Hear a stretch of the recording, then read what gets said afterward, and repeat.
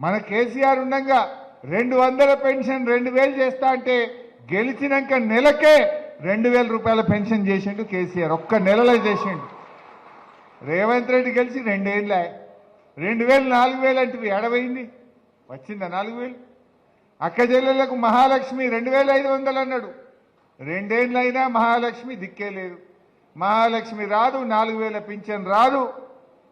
అన్ని మోసం. 2 లక్షల ఉద్యోగాలని పిల్లల్ని మోసం చేసిండ్రు. ఇక పైకేమో అంత అర్థమైపోయింది ఆయనకు. అంతా ఇప్పుడు ఏంటంటే డబ్బా ప్రచారం. ఇక రైజింగ్ సీఎం అంటుండు. ఈయన రైజింగ్ సీఎం కాదు, ఫ్లయింగ్ సీఎం. 61 సార్లు ఢిల్లీ పోయిండు. రైజింగ్ ఏం లేదు, అంతా ఫ్లయింగే. ఉత్తమ మాటలు. ఇలా ప్రజలు ఇంకా యూరియా కూడా సరఫరా చేయలేని చేతగాని దద్దమ్మ ప్రభుత్వం కదా. ఎరువు బస్తాలకు ఇబ్బంది అయిందా లేదా? మొన్న అయిందా లేదా?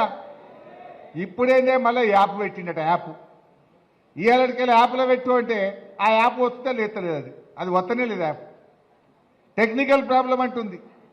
ఇక ఇట్లున్నది రేవంత్ పాలన. ఈ యాప్ ఎందుకు, ఈ లైన్లు ఎందుకు? కేసీఆర్ పంపినట్టు సపరేట్గా ఊరుకో లారీ పంపరాదా? అమాలి కిరాయ తప్పుతుంది, ఆటో కిరాయ తప్పుతుంది, ఈ చాయ్ టిఫిన్ పానీ ఖర్చు తప్పుతుంది. ఎవరులే వాళ్ళకు బస్తాలు ఇయ్య చేత కాకపోతే ఎందుకు? నువ్వు కొత్తగా చేసేది ఏమద్దు. కేసీఆర్ గారు ఉన్నప్పుడు ఎట్లా చేసినావో ఆ పద్ధతుల్లో ఇవ్వాలని చెప్పి ఈరోజు మేము డిమాండ్ చేస్తూ ఉన్నాం.